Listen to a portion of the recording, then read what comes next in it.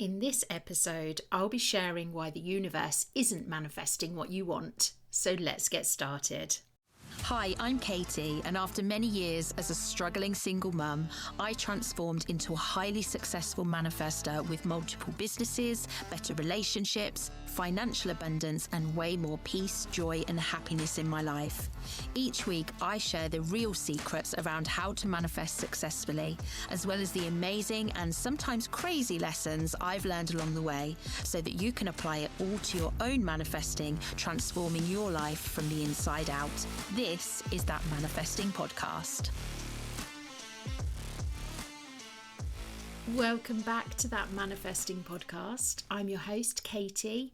Thank you for coming back if you have come back, or welcome if you haven't been here before. I am a manifesting mentor and I help clients all across the world to manifest the life and love that they can't stop thinking about.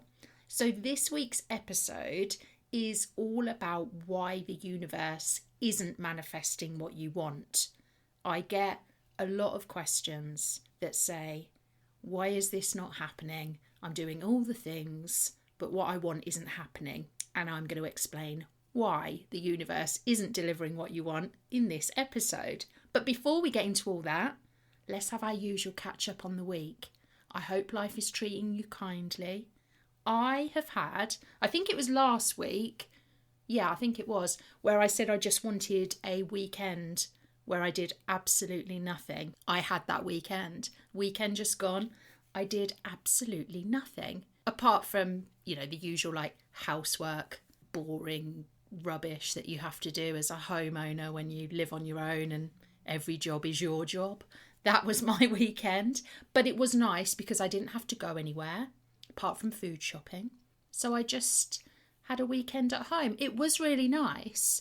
But you know what? I noticed I felt so much more lonely. I don't tend to struggle with loneliness anymore. But I think that's because I keep myself so busy. And having that downtime of a weekend of just really chilling, it intensified those feelings of loneliness for me. So that wasn't cool. I mean, I didn't quite get to the point where I was crying and listening to emotional songs or watching Love Actually. It wasn't that bad.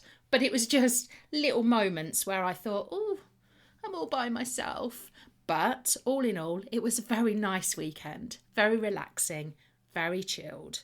So as boring as it is, that's what's going on in my world. I haven't got anything else to update you on. So let's get into the question of the week. This week's question is from Sarah in New York. Hello, Sarah. And she has asked, what's your manifesting routine? Oh, good question, Sarah. I don't believe in routines for manifesting because that to me says if you have to have a specific routine, that says that it's not something that's coming naturally to you because you have to try and force something to happen. I prefer to focus on things that help me become the person who has manifested what I want. I have to focus on becoming that person right now. So the things that I do, you could call it a routine, I guess, but it doesn't feel like a routine to me. It's just what I do. The first one is I have half an hour every day of dancing. Not in front of people, because that would be absolute horror.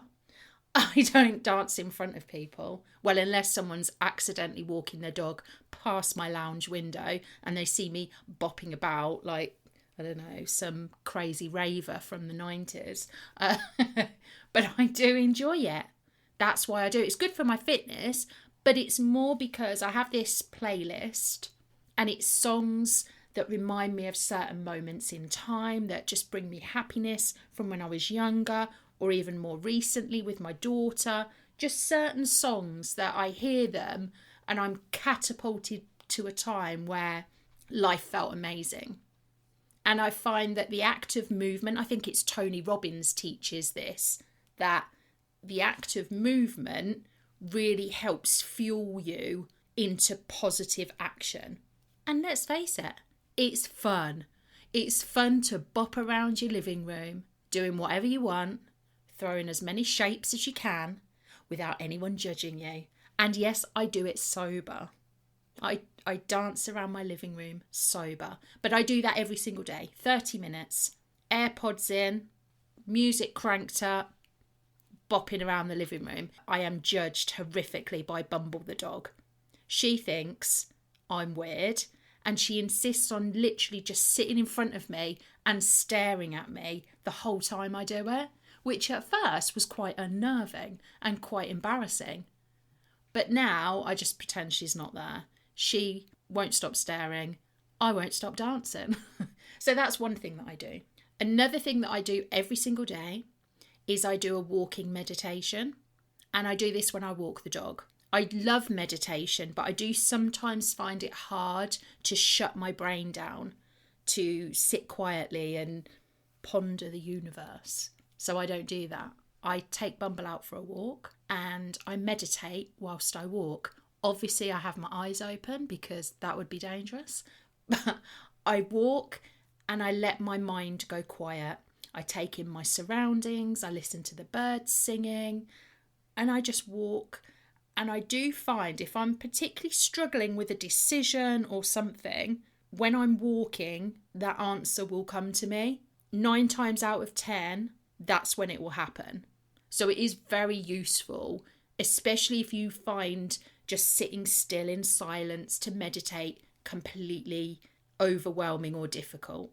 Try walking meditation. It's really nice, especially when the weather's good. It's not so good when you're being battered by wind and rain, but when it's now getting to spring, it's a lovely time to get out and do a bit of walking meditation.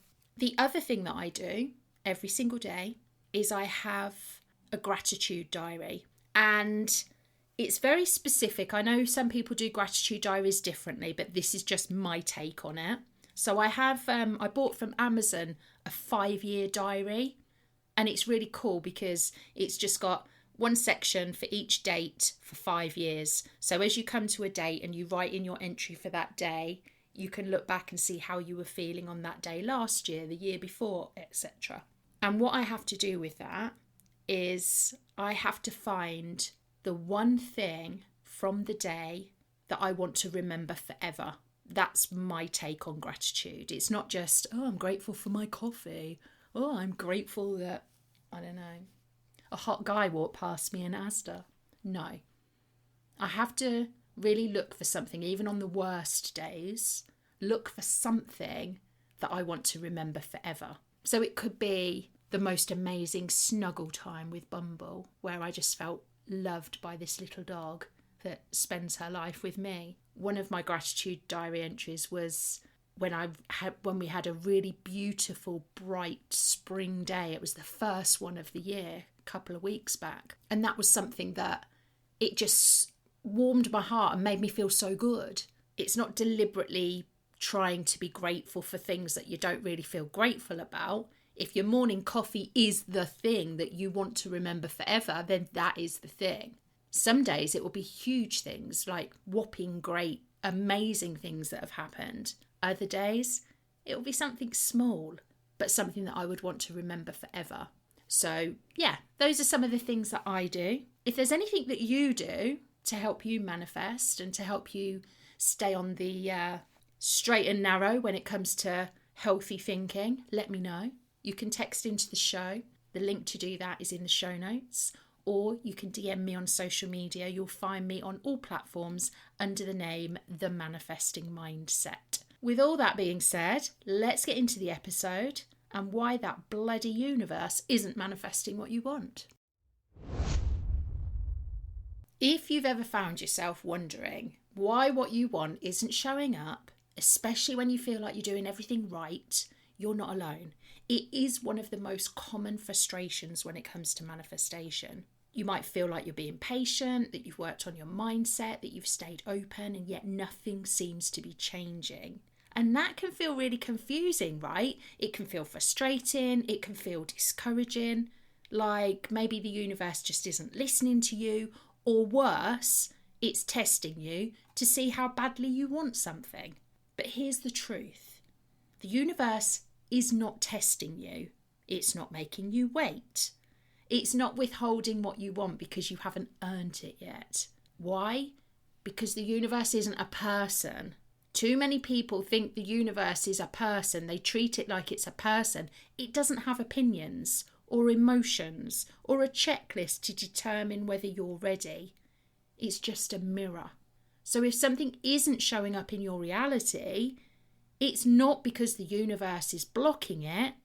It's because on some level, something in your energy isn't fully aligned with receiving it yet. So we're going to go a bit deeper into this and explore some of the misconceptions about the universe that might be keeping you stuck, why you're always manifesting, whether you like the results or not, and also how to shift your energy so things actually start flowing in your favour.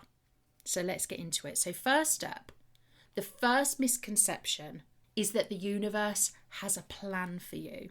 One of the biggest beliefs that can hold you back is that the universe has some kind of master plan for your life and is deciding when and how things should unfold. That the universe is thinking, oh, Sarah should get that promotion. Or, yeah, John deserves a loving relationship this year. It doesn't work like that. The universe is not sitting up there or out there or wherever it is, making decisions for you. It's not weighing up whether you've worked hard enough, waited long enough, or grown enough. It's not placing obstacles in your path to test you.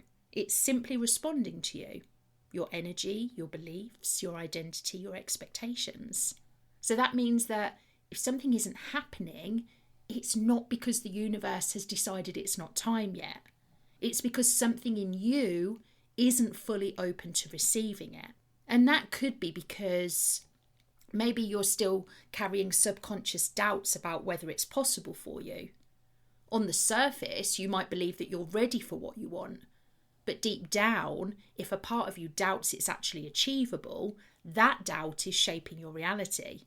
Maybe you want to start a successful business, but deep down you're not sure people would actually pay you for what you offer. Maybe you want a healthy, committed relationship, but there's a part of you that believes love never works out for you. Maybe you want financial abundance, but you secretly feel like wealth is only for other people. If your subconscious doesn't believe it's possible, the universe isn't going to override that. It's only going to mirror that doubt back to you. When you put what you want on a pedestal, when you make it feel like this massive life-changing thing, you create a gap between you and it. So instead of expecting it as normal, you make it feel like something rare or hard to get. If you're thinking, oh, I need this to happen or I'll never be happy, that's resistance. If you're constantly checking for signs that it's on its way, that's resistance. If you feel desperate for it, like you can't be okay until it arrives, that's resistance. When you attach so much significance to something, you can actually create resistance. Manifestation works best when you treat what you want as inevitable, not out of reach. And you might be waiting for external circumstances to change before you allow yourself to feel aligned with it. Because often people think they need the external proof first. They wait for the money to arrive before they feel abundant. They wait for the relationship before they feel loved. They wait for the success before they feel confident. But that's backwards, because your external world shifts after you shift internally. So if you're waiting for the thing to appear before you align with it, you'll just keep yourself in a state of waiting. It's not, I'll believe it when I see it. It's, I'll see it when I believe it. That is the mindset to get into. So the second misconception is that the universe is testing you. So many people feel like they're being tested, like the universe is throwing challenges at them just to see how much they really want something. But again, the universe is not thinking, okay, let's see how badly she wants this. It doesn't do that. It's not making you jump through hoops. It's not withholding what you want to teach you patience or resilience. What's actually happening is that things you haven't resolved within yourself, whether it's limiting beliefs, old patterns, or subconscious fears, are still just playing out in your reality. If you keep attracting the same kind of unhealthy relationship dynamic, it's not because the universe is trying to teach you a lesson about love. It's because deep down, something in you still expects love to be that way. Maybe you grew up in a home where love felt unstable. Maybe past experiences taught you that love means sacrifice, struggle, rejection. Until you rewrite that expectation, the universe is going to keep mirroring it back to you. If you keep struggling financially, it's not because the universe is testing your resilience. It's because there's still a part of you that believes that money is hard to come by. Did you grow up hearing that money was stressful or scarce? Do you feel guilty or unworthy when you receive money? Do you secretly think that people who have a lot of money are greedy or selfish? Your financial situation isn't a test. It's just a reflection of your internal beliefs. If you keep encountering rejection in any area of life, it's not because you're being tested. It's because on some level you expect it.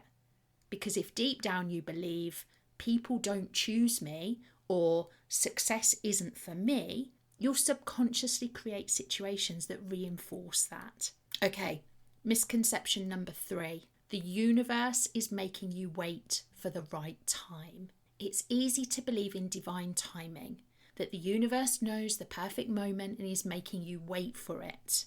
But the timing isn't actually being decided for you, it's being shaped by you. And that can be because there's a part of you that still doubts it's possible. And doubt creates delay. If part of you still isn't convinced you can actually manifest what you want, the universe will just mirror that hesitation back to you, and you'll be kept waiting for longer. It could be that you're holding on to an old version of yourself that isn't in alignment with what you want. You might say you want abundance, but you still identify as someone who struggles. You might say you want love, but you're still holding on to the version of you who settles for less. And you could subconsciously be resisting what you want out of fear of change or the unknown. Sometimes we think we want something. Deep down, we could fear what will actually happen when we get it. If you're afraid that success will bring pressure, you could delay opportunities to have that success. If you're afraid that love will require vulnerability, you might keep attracting unavailable people, so you never have to show that vulnerability. The universe isn't making you wait. It's just reflecting where you are right now. So I want to talk a little bit about why you're always manifesting, even if you don't like what you're getting, because there is this big misconception about manifestation, which is that it's something that you do, that there's a process that you need to follow to make things happen. But manifestation itself isn't something that you turn on or off. It's happening all the time. It's like breathing. You breathe all the time, but what you control is how you breathe. You can choose to breathe slowly. You can choose to breathe fast, but you never stop breathing until that fateful day when you do stop breathing. But manifestation is the same. You're always manifesting, whether you want to or not. It's just a law of the universe.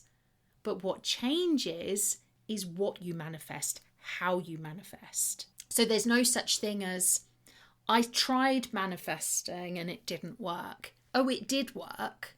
You just didn't get what you wanted because you didn't know how to use that skill properly. Your thoughts, your emotions, your beliefs, and your energy are always shaping your reality, whether you're aware of it or not. So if things aren't going the way you want, it's not because manifestation isn't working per se.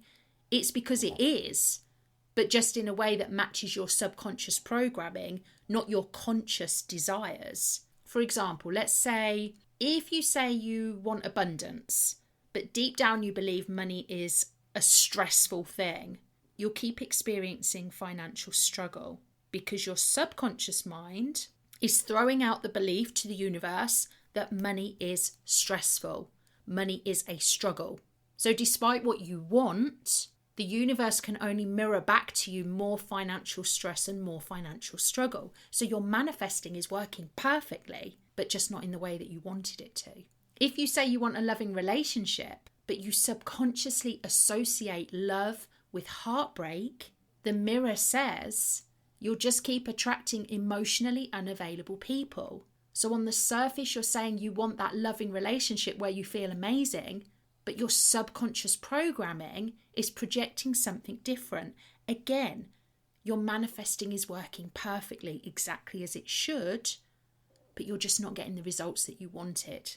And just like breathing, you have to learn to take control of it. You can let things happen on their own. Just manifest willy-nilly. Let it do its thing, see what comes up. Or you can take control of it. And you can decide what outcome you want by changing your subconscious programming. The universe is always responding to what you believe is true for you, not just what you say you want. So let's have a chat about how to start to shift things in your favour. If you're not seeing what you want manifest in your life right now, the key is not to wait for the universe to step in and make it happen, because that just won't work. You have to shift internally so that then your external world can naturally follow. So the first thing you need to do is identify where you're subconsciously blocking what you want. So ask yourself, what fears come up when I imagine actually receiving this thing? Do I secretly believe that this will be difficult? Have I made this thing feel big or hard to get? Do some walking meditations like I spoke about at the top of the episode. Get out there and really identify what's blocking what you want. What is it that you're thinking about subconsciously, deep down, that could be preventing it from coming to you? The second thing to do is stop placing what you want on a pedestal. Because when you put something on a pedestal, you create resistance. Instead of expecting it as you would do normally, you're just going to reinforce the feeling that you don't have it and it's so far away. I hear it all the time with people that say, oh, when I have £1 million, this is going to happen. I'm going to be such a different person. My whole life is just going to change. That's placing your desire on a pedestal. People that want to manifest love. Oh, when I manifest this person that's meant to be with me, then I'll be happy. They're going to change my whole life. It's putting things on a pedestal. It creates so much resistance because the higher up you place it, the further away it becomes, the less likely you believe that you can have it. So instead of thinking like, oh God, I really hope this happens, you have to just think, do you know what? Of course this is going to happen. It's inevitable. It's not that far away from me. When you learn to show up as the person that already has it, that's when things change. So unsurprisingly, the third thing is align yourself with the version of you who already has what you want. You've heard me talk about this time and time again because it is the key to manifestation. How would the future successful version of you think, feel and act about this thing? What do they believe about themselves? How do they show up in the world? Because when you embody that version of yourself now, the universe will reflect it back to you. So just before we wrap up this episode, remember, the universe is not the problem. It's just reflecting you back to yourself. Manifesting is always working. It's just the results that you might not like. And that should feel powerful because it's not something that you've got no control over. The moment you shift internally, your external reality has no choice but to catch up.